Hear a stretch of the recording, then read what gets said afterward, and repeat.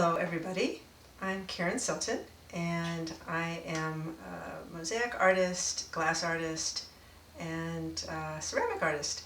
And it's been a while since I've shown you a new technique, but I've had many requests from people from my tutorials for people who are interested in doing gazing balls like this for their garden. How to actually convert a styrofoam ball, such as this, into a, prepare it so that you can attach any type of ceramic or glass tesserae to it. So I know I've shown in one of the tutorials how to actually attach pieces to a ball such as this. It's already been prepared, and I've had requests as to how to actually do that part with the styrofoam ball. So in this tutorial I'm going to talk about that. First thing is to locate a styrofoam ball. These are available at Joann's, at Michael's, at the Flower Mart, places like that. You can use of any size. They come in two-part pieces that you can like put together. You can do that, or you can just use one that's completely made out of styrofoam. The thing to do is when you get it, just look over it closely and try and remove like some of the little burrs, the styrofoam burrs, from the surface with this tool.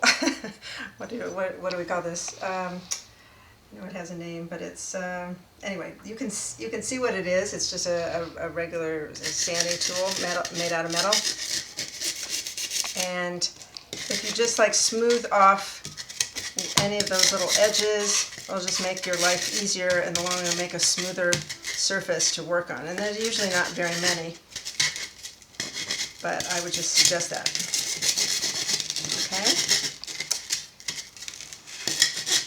Very easy, just run it across the top like that. Okay? Then the next thing you need is, it's also known as drywall tape, fiberglass mesh tape. It comes in different sizes. The important thing is that it's self-adhesive, meaning that it's already sticky. Okay, you can get it an inch. This is 2 inches.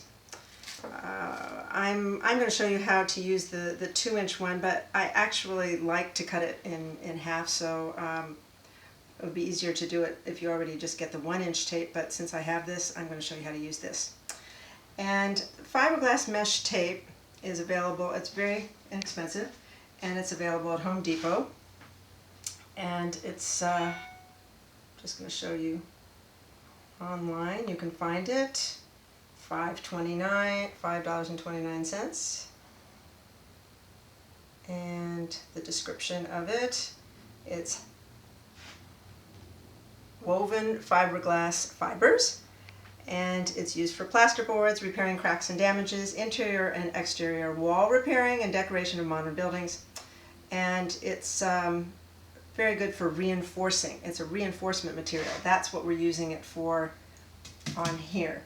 So the plan is, after you put the fiberglass mesh tape and you wrap it around the styrofoam ball, then we're going to use this rapid set cement all and brush it on to the surface. Now these are actually very easy things to do, even if I don't demonstrate it, but there are a few tricks that will make it more successful, and those are the things that I wanted to share with you today. So I already pre-cut a piece of the tape, okay, and the way to start is any place. Actually, I want to cut it in half, so I actually have a couple pieces already cut in half. It'll just make it set a little bit easier. So you start like in the center of the ball and wrap it around and make sure that you press tight very firmly so that it's securely attached to the styrofoam ball. Okay? And that's just one row, if you can see that. Okay? And it's important that it be really flat on the surface, because when you get to the point of brushing the cement on, any part of this mesh that's sticking up, it will create a little bit of a ridge on the final ball when it's just before you start attaching the pieces. And the smoother you can attach the mesh, the smoother surface you're going to have in the end. Okay, so I'm going to actually do another piece. The next piece, you're going to go right next to the first piece. You can just barely touch it, slightly overlap it if you'd like.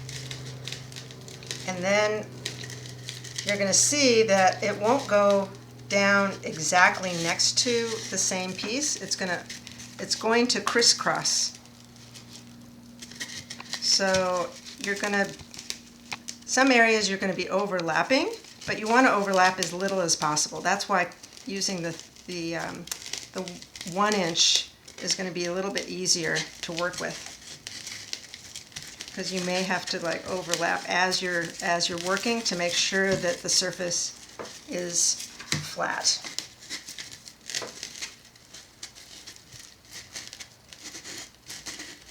And then go back and just smooth it with your fingers. Okay? Now, rather than take the next step, I'm going to actually show you how to put the slurry on top of this. I'm going to finish attaching all of the pieces of the fiberglass mesh tape, and then we'll be back and we'll do the next step. So we'll be back soon. Thanks. Okay, so I've completed covering most of the styrofoam with the fiberglass mesh tape, and I wanted to leave some pieces for you to see what the actual finishing process looks like. So what the gaps are, what the area, the spaces are, because what I'm doing is covering it like in continuing to move the pieces around in different ways so that they just overlap, but you can't put them down row by row. You have to kind of go opposite ends, like kind of an infinity shape or something. So, and the reason that I don't know if I actually covered this, but the reason that we're covering this with the fiberglass mesh tape is we need something to act as a barrier to the styrofoam. What's great about styrofoam is it's so lightweight that by the time you're finished covering it with the ceramic pieces and grouting it, it's still fairly lightweight rather than a heavy cement ball. But it'll be sturdy enough and heavy enough to stay put without the wind blowing it around like it would if you didn't put anything on it. And also without the fiberglass mesh tape on it acting as a reinforcement, the styrofoam would disintegrate eventually, and all the pieces and everything that you have on here would fall off. So you need to do these steps in order for the pieces to stay on and for the piece to last in your garden, especially for the exterior reasons or the demands of being outside, whether the weather conditions and everything. It needs this process. And even if it were inside, it still would need this process, because the styrofoam would just on its own from the moisture and everything would deconstruct. Okay, so I pre-cut some pieces, and I'm just going to show you really quickly here how to attach the rest of these pieces onto the styrofoam ball here. And I'm pressing as I'm putting them down, although it is very, very sticky, this fiberglass mesh tape. Since I've already had many layers or many pieces go on here, I don't want to keep adding more to the bottom. So I'm cutting as I go, sort of like a cut and sew type thing, and then filling in the rest of the areas as we go. All right, and in some cases I can see I just need to cut it off.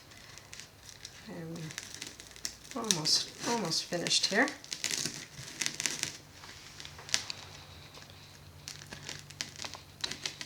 Just barely overlapping the areas and pulling tight on it to make sure that it's really on here and doesn't leave any gaps or puckers in the like material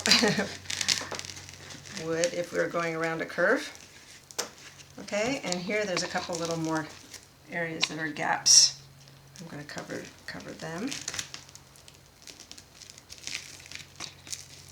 And you want it to keep going in the direction of how it'll lay flat. So if it starts to curve at all or not stay flat, then cut it and go with an additional piece. Okay, here there's just a tiny little gap here, so we'll just like put just a small piece on there just to cover it. And that's why I like using the narrower tape, especially because it goes around the curves better and will lay flat more easily than the thicker or wider tape does. Okay, just about done here.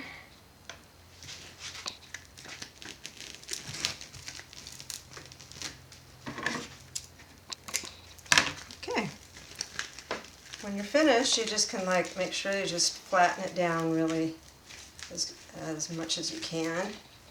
As you can see, it's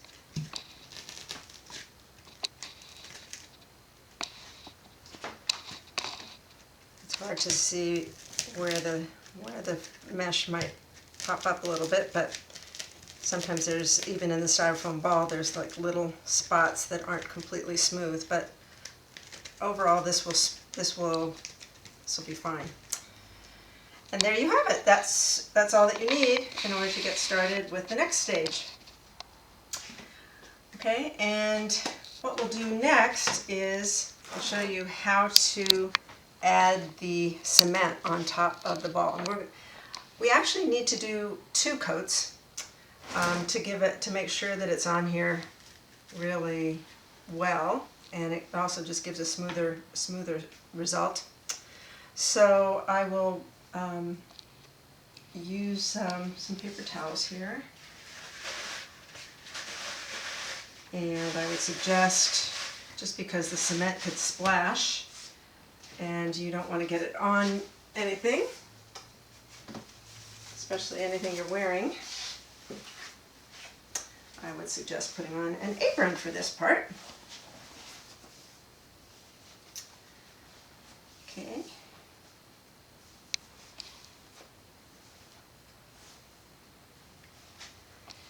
And I bought this rapid set cement rather than getting a large bag of cement, but you could use really any kind of Portland cement. It really doesn't matter. It's just, this is really easy to store in my studio.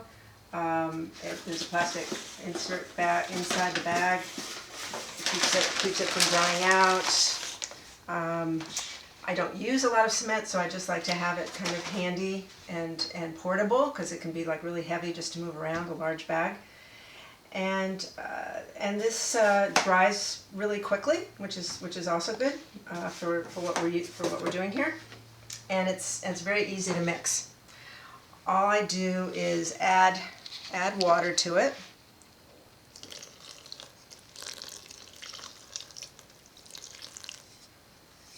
And if you have like a stirring stick, that's good. You want to make it so that it's like pretty watery, because you want to be able to apply it with a brush. And you're not trying to make it set up really thick like a cement slab. So it's more of a slurry, which is less pasty and kind of like a milkshake. And I'm just using this stick just to smooth it out as we go.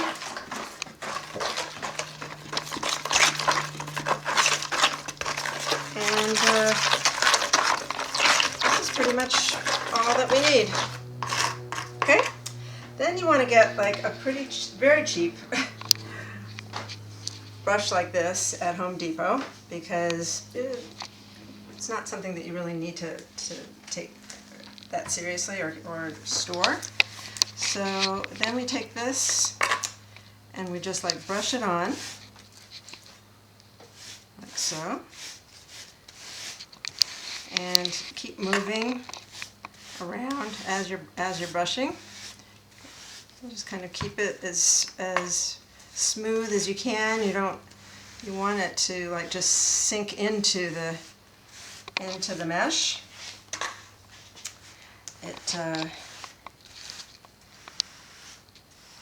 Whatever ridges you see on the surface, it will dry that way. Small ridges aren't really a big deal. That's where we use the that's where we use the rasp. That's what this tool is, a rasp. Afterwards to smooth off if we need to. Okay. Now you wonder, once you have one side covered, how do you do the other side without getting your hands all messed up or getting them imprinted on the paper towel? Well, that is a good question.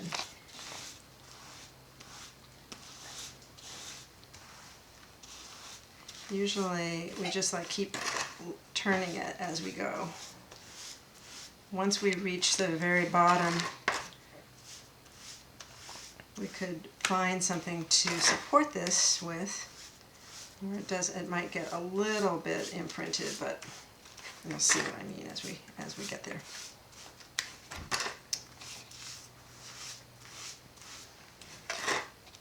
So doing it quickly is important.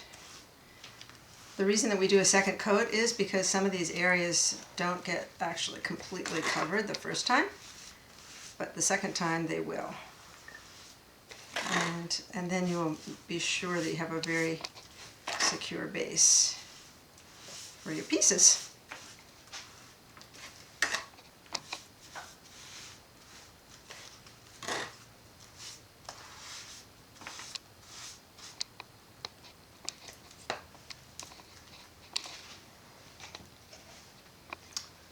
And at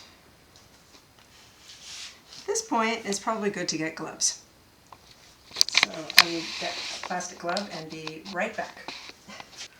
Okay, so it's important at this stage definitely to have a plastic glove so that you can support the side that you've already put the cement on, and we'll be able to smooth it out with the second coat much better, and probably right after we do this too. So I'm adding more here.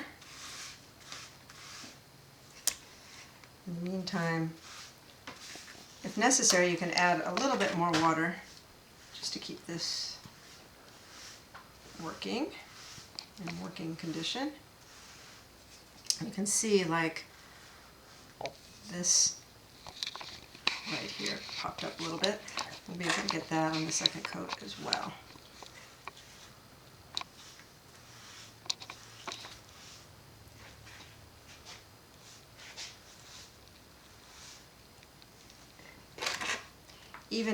Even if there are areas that pop up a little bit, once you put pieces on them and then grout it, it won't really show. But we're trying to get as flat as possible. It just makes it easier to work with.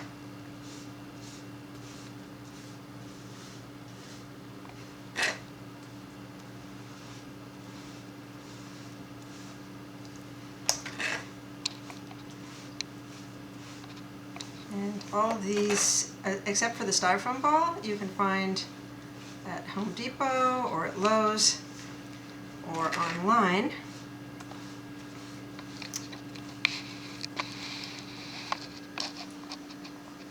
Okay, there we go. I'll just check to make sure there's anything else. There's little gaps here. Get these.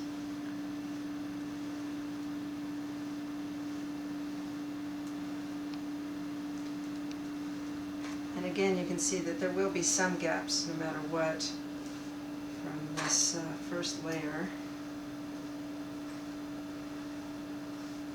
That's why we do the second layer.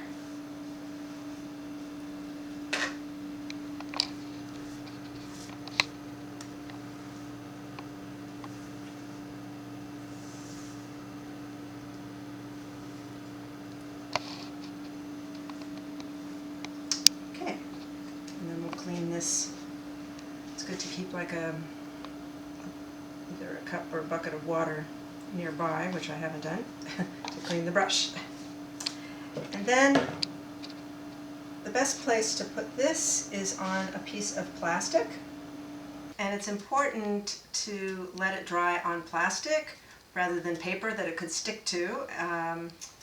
And that wouldn't be good to have the paper attached to it, or even just leave a mark on the cement. The plastic is the best thing just to have, just to keep it from sticking to anything. Then once you do that, once you put it down, you can smooth out any edges that still need smoothing out, just on the top, and then leave it at least overnight, probably, until you can do the second coat, which we will cover in part 2 of this tutorial.